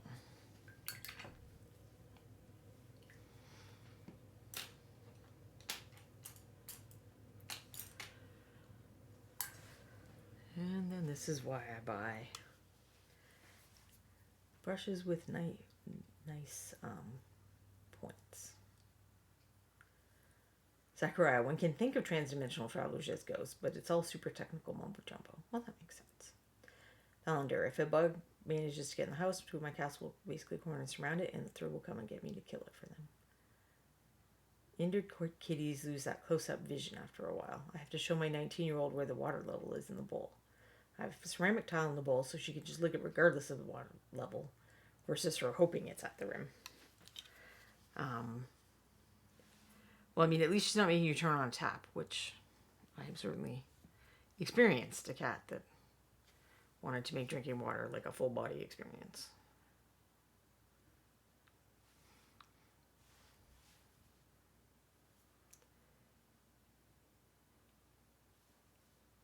That may even be too dark, I don't know. Or if I thin it down, that would also take care of it. I think it's working.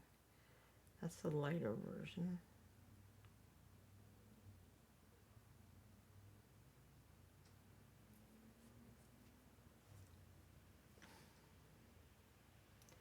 I mean, Jean went to the trouble to sculpt all these nice scales. I should detail them at least a little.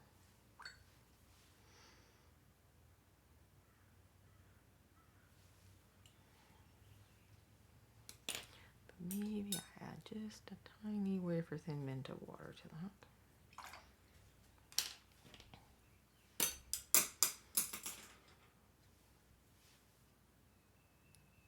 Yes, that was a brush flying away. That's my mixing brush. I may need to go back and retrieve that. Unless I have another one somewhere I'm not thinking of. Well, my pointy brush isn't even helping me that much today. Is this the bright pointy brush? I think so.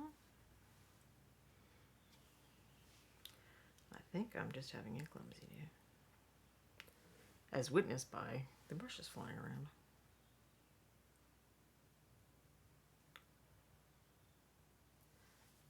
And then I've got the darker one for these deeper areas.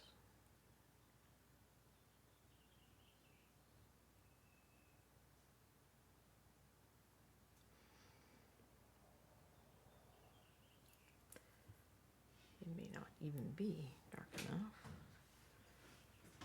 to get just a little bit of my super dark one.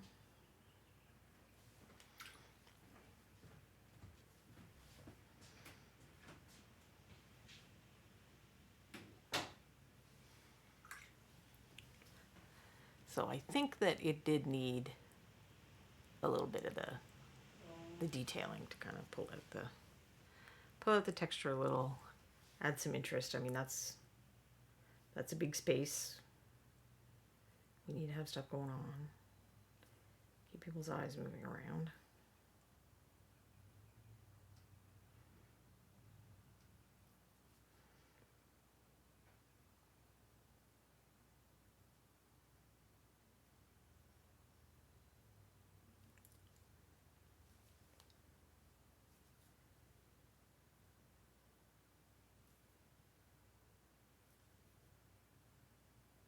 I mean, I'll probably come back around those later, but just to kind of make it look a little more finished.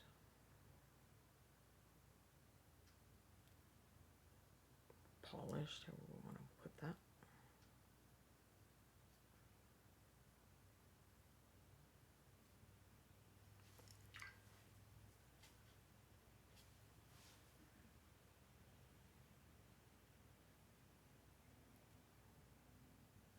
And then if I wait till it dries, which I am not doing, I can fix those areas where I may have messed up a little. No problem. Acrylic paint covers over itself. Mistakes are but temporary.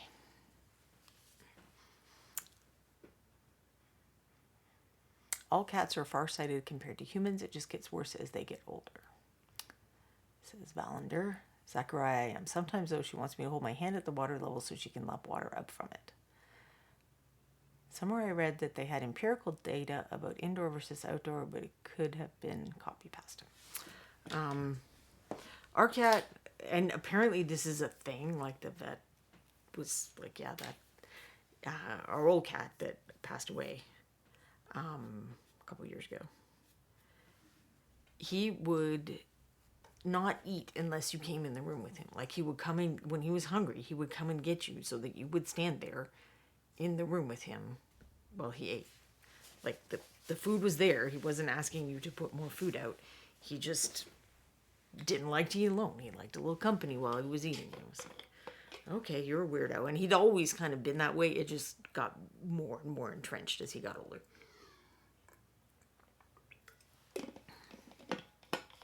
This is the same cat that would make us turn on faucets for his drinking. He was a high maintenance little dude, and proud of it.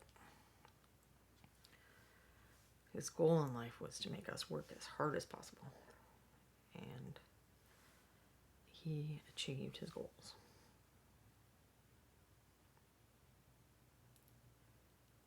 That was a cat who, he didn't always look cranky. But when he looked cranky, he most definitely was cranky. When he sounded cranky, he was very, very cranky. So I don't know. What do you guys think? Is it looking better? Is there hope for poor Rocky that I haven't completely ruined him and made him look stupid? He hopes so.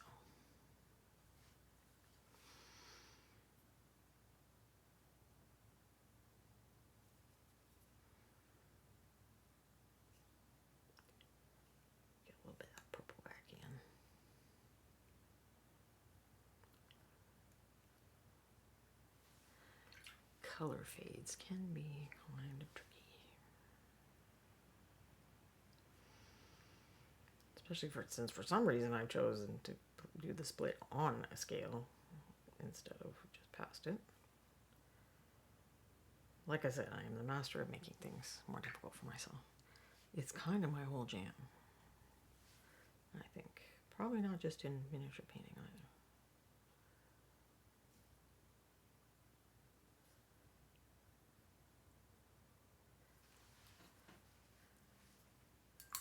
Valander's 18-year-old cat has me walk with her to the food bowl about once a day. Not every time, but at least once a day. And Zachariah, this one, Gabriella Gabitha Gabby, is very particular about her water source. It shifts from day to day and within the day. Faucet, bowl, bathtub in no specific order. Yeah, our mistake was we had a tub leak for a while, And he got real used to that. He's like, oh, this is delicious. And I'm like, it's not even cold water, buddy. But okay. We didn't need to tell Archer, you do you. He grasped that idea all on his own. He very much was himself. All day, every day. And woe to those who did not want to allow that to happen. It was kind of like he just wanted it the way he wanted it, and he didn't understand why we weren't doing that. He's like, I'd be perfectly pleasant if you guys weren't being idiots. It's like, well, we don't always know what you want, Mr. Weirdo.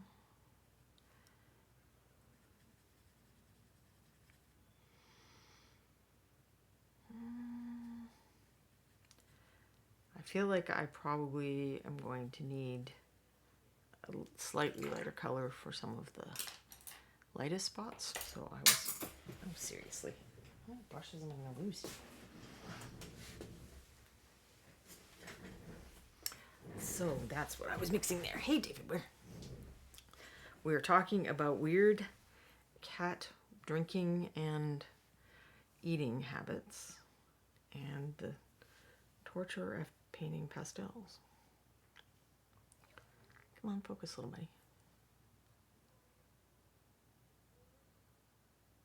Oh, I didn't do the lights over here. Why am I over doing the lining before I've done the other part?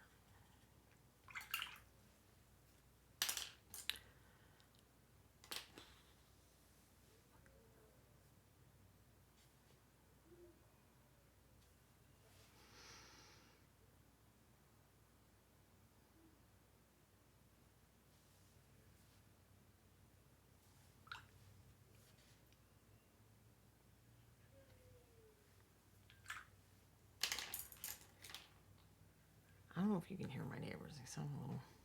I hope they're playing with a child. If they're playing with a child, then... Because it sounds like they're out there saying, wee. But our neighbors do not have kids, so... That's interesting.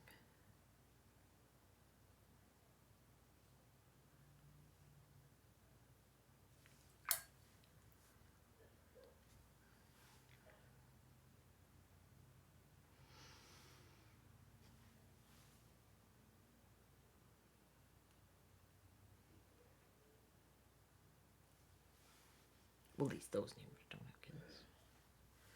This is not like a child-free neighborhood. It almost kind of was when we moved in, because so many of the people were like the original house owners who had become less young and now had grandchildren instead of children. But a lot of those people have downsized or whatnot.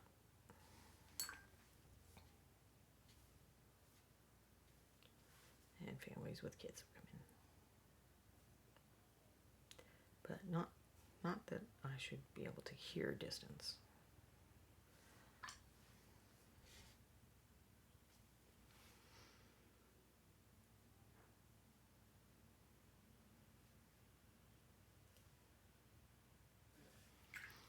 A little bit of that purple lurking there.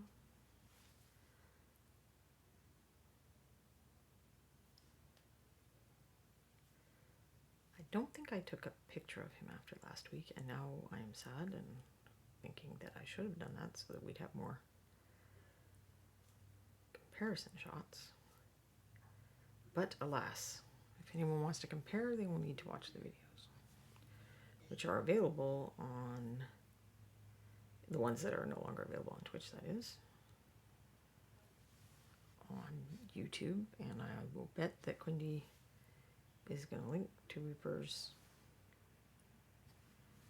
YouTube channel where you can watch that. Each of the shows that airs on the Reaper channel has their own playlist, so you can easily go and just catch up on the news for Reaper Live, or and streams, or my stream if you do want to find out what Rocky looked like last week.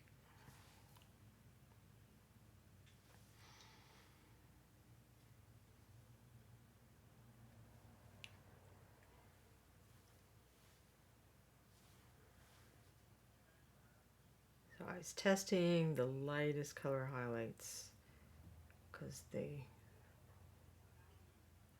are more likely to be too thick and chalky than other colors. I want to make sure I can apply them only exactly where I want them. Because they are meant to be just little accents, not... He's not meant to look cream there, just like it's lighter. You know, the light hitting those teal tiles. Tiles. His scales, maybe, not his tiles. Rocky's not a kitchen. He is a marvelous dragon.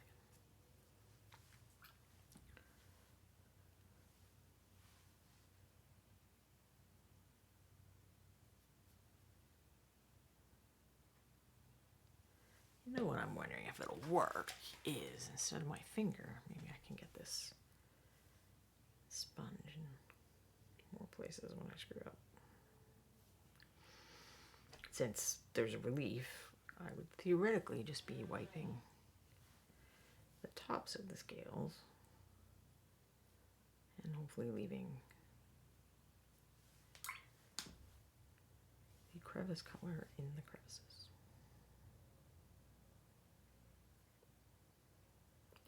Hopefully.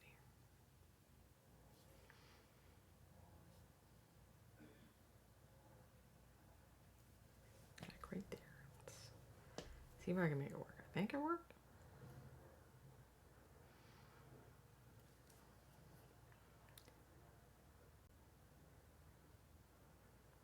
Maybe I need to like put it on the end of my brush so it can be like an eraser.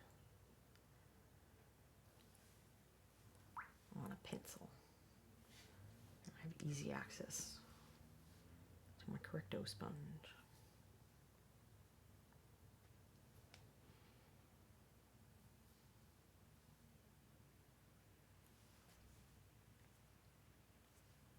All right, well that actually I think was a mistake from some time ago, so fix with the whiteout instead. Do they even, I mean, they still have whiteout, but do like people who aren't as ancient as I am know what whiteout is anymore? Is that like just an old person thing now?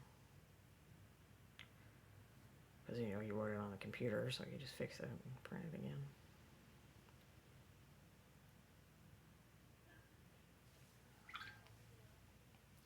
Because, yeah, the pain of making mistakes when you're typewriting was huge. I was like, dang it. It's way worse than making mistakes in acrylic. So you can't stress about painting a miniature if you've ever stressed about making mistakes on a typewriter. This is so much less stressful. You can white out all you want. I mean, I completely repainted the face today. So, mistakes are not going on your permanent record.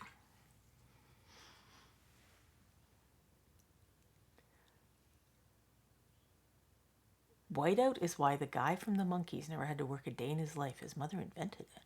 Huh. Valinder, you are a font of trivia. There was that other stuff too where it was more like a little tape. So you had to have like the correct width for your font, I guess, but it was less messy.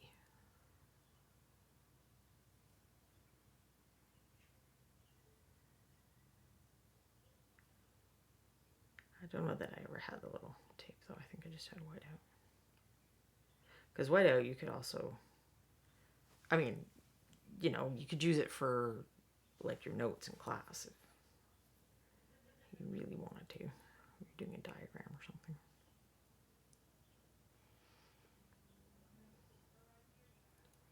But this is probably why I still use pencils a lot, because then you don't have to worry.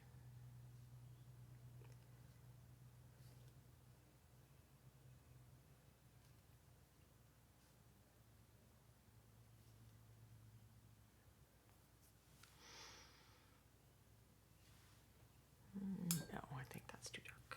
Well, maybe not. Maybe not for this little, where the join on the leg is.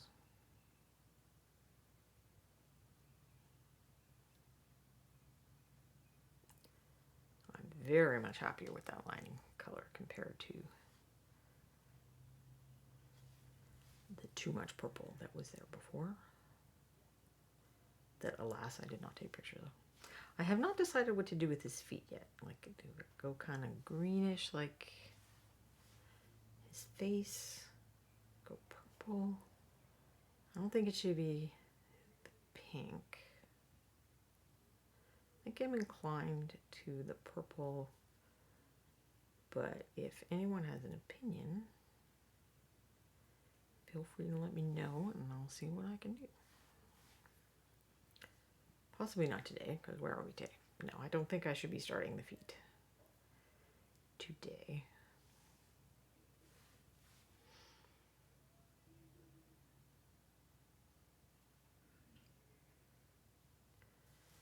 But perhaps next time.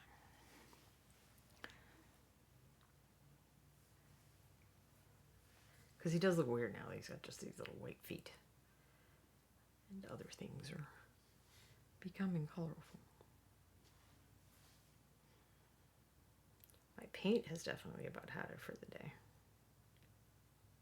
So anywhere this line looks a little too liney, I can just grab some paint and kind of knock it back.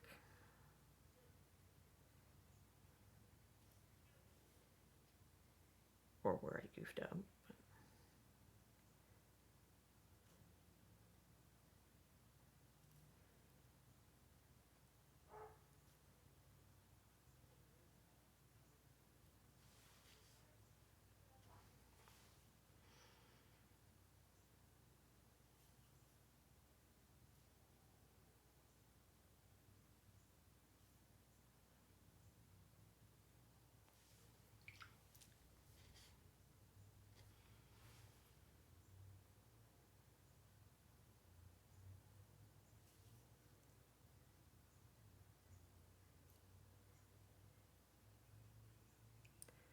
So like a lot of things in painting, how nice I can make this look depends in no small part on how willing I am to go back and forth.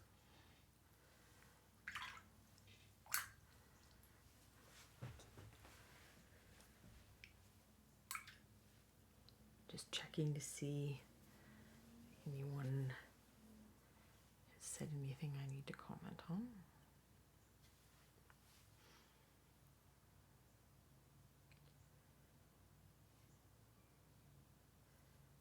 I will have to remember to at least make a note of some of these colors. Or else I'll have to watch the whole thing again to remind myself. I won't say that I've never done that one. I'm like, what did I use? What did I do? Let's go to the videotape and find out.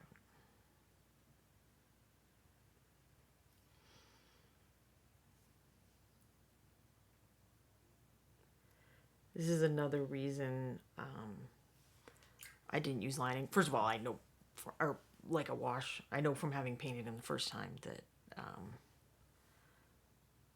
just the way the scales are sculpted, dry brushing and washing kind of approach did not work very well for me when I painted it the first time. But I'm using 3 different values of lining paint, and this is not unusual for me to do at all. Because if I just use the darkest color, like that looks super dark. That looks like I'm probably using the darkest color, and that's the medium color, I think. But it probably should be the light color.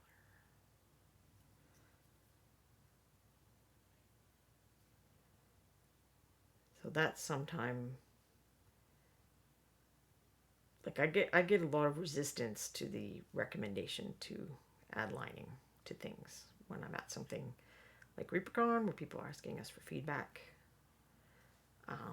And that's, for people who are starting out in particular, that's going to be probably the most common piece of feedback that we have. I mean, contrast, yes, also, but if you at least start lining and defining things, it's going to help even if you're very tentative with contrast. But people are very resistant to it and feel like it's cartoony. And I, sure, I've seen it. I've probably done it in ways that are cartoony. But there are ways to mitigate that. Like not using straight up black, for one. I mean, when have you all ever seen me line something with black? But also, if it's over a large area or something like this, trying to customize it to the value of the things around it. And I mean, it would probably be possible to do something like this with washes. I'd just, I'd start with the light color, the lightest value wash on these lighter areas, let it dry, or maybe even just add the other stuff along the edges, depending on how fast it was going. But I showed you guys a selective wash on something. The snake. There was a snake man. And I did the selective wash. Well, so, like where it's not everywhere. It's only directed, targeted. Let's call it targeted. Targeted wash on the snake man. Do I know what number episode that is? Absolutely not. I do keep kind of meaning to make like a little directory for myself so that question becomes easier to answer, but that is not a thing that has happened. So, alas, you will have to search the archives of YouTube if you're interested in that.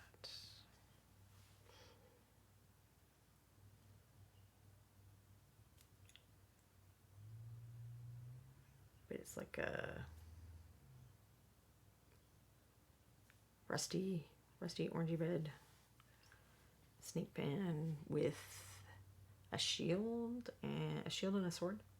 I believe he's got a shield and a sword.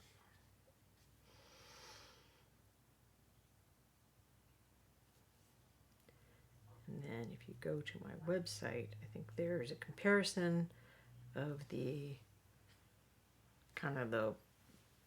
I painted him sort of the basic way, and then I talked about stuff like the targeted wash and other ways that you could take like a basic tabletop miniature and soup it up just a little. Bring out the volumes and stuff like that. So there should also be an episode where there's kind of a compare and contrast sort of thing.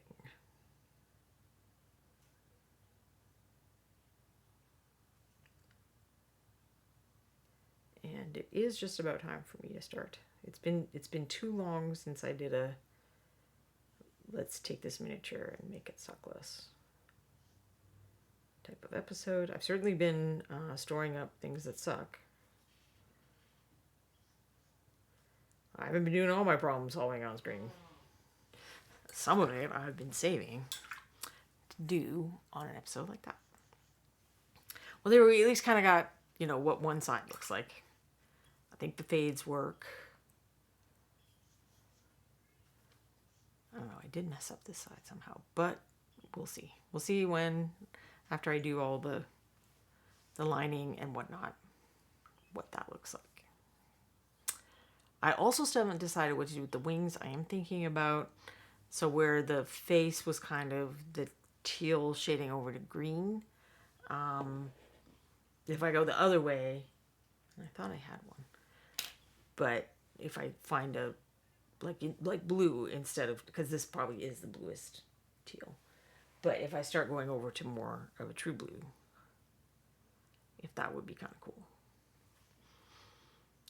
But possibly we don't need to have all the colors on here. We're still not going to have a lot of yellow and orange. And I'm still not sure if I love his little face. I don't know. Maybe the yellowiness really needs to just be confined to smaller areas. And I just use it here and there to make it slightly more eye-catching. I don't know if it helps if I do this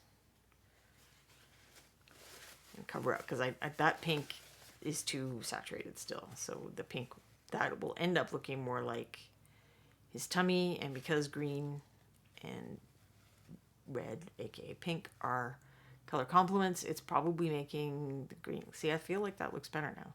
So I think what's throwing me is really the pink. I don't know if you agree though, but you can let me know in the comments or in DM.